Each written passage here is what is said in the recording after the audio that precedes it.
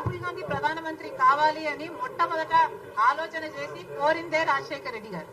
That's why Rajasekhara Reddy బిడ్డ తెలంగాణ రాష్ట్రంలో ఒక నియంతను గద్దె దింపింది రాజశేఖర రెడ్డి బిడ్డ.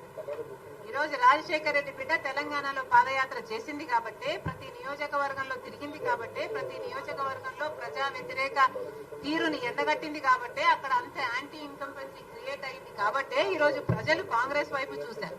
ఆ బలం నాకు లేకపోయినా ఇంకొకరికైనా ఉంది అని పెద్ద మనసు చేసుకుని నేను చేసిన త్యాగం వల్ల ఈ రోజు ఒక నియంత అధికారంలో లేడు.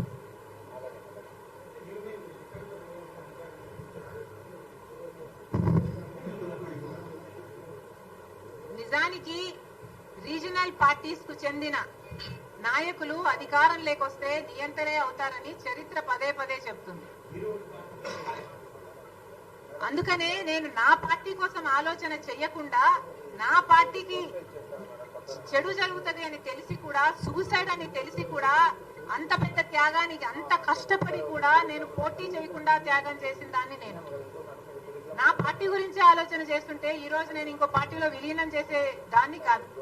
నాకు కావాల్సింది ప్రజల శ్రేయస్సు, నాకు కావాల్సింది తెలుగు ప్రజలు సంతోషంగా ఉండాలి, నాకు కావాల్సింది అక్కడ ప్రజలు బాగుండాలి, ఇక్కడ ప్రజలు బాగుండాలి. కాంగ్రెస్ పార్టీలో చేరాను కాబట్టి, కాంగ్రెస్ పార్టీ నా మీద ఆంధ్రప్రదేశ్ బాధ్యత పెట్టింది కాబట్టి ఆంధ్రప్రదేశ్కి రావాల్సి వచ్చింది. కానీ ఒక మాట చెప్తున్నాను, నేను రాజశేఖర రెడ్డి బిడ్డగా, నాకు తెలంగాణ రాష్ట్రం మెట్టినిల్లు అయితే ఆంధ్ర రాష్ట్రం పుట్టినిల్లు. నేను ఇక్కడ పుట్టాను, జమల్మడుగులో పుట్టాను, అవును అక్కడ పెరిగాను, అక్కడ పెళ్లి చేసుకున్నాను వాస్తవమే. కానీ నా పుట్టినిల్లు ఇదే. ఈ రోజు రాజకీయ సినారియాలో ఎవరికైనా, ఏ మహిళకైనా, ఏ మనిషికైనా రెండు చోట్ల పనిచేసే హక్కుందా అని మీరు ఎత్తుకుంటే probably I'm the only one. నాకు ఒకటి పుట్టినిల్లు అయితే ఒకటి పెట్టినిల్లు. Thank you.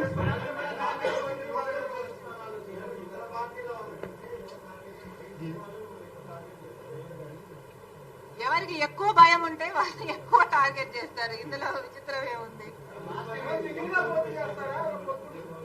కాంగ్రెస్ పార్టీ మొత్తం 175 సీట్స్ లో కంటెస్ట్ చేస్తుంది, మొత్తం అన్ని ఎంపీ సీట్స్ లో కూడా కంటెస్ట్ చేస్తుంది. ఈ అప్లికేషన్స్ ఓపెన్ కావడం 24వ తేదీ.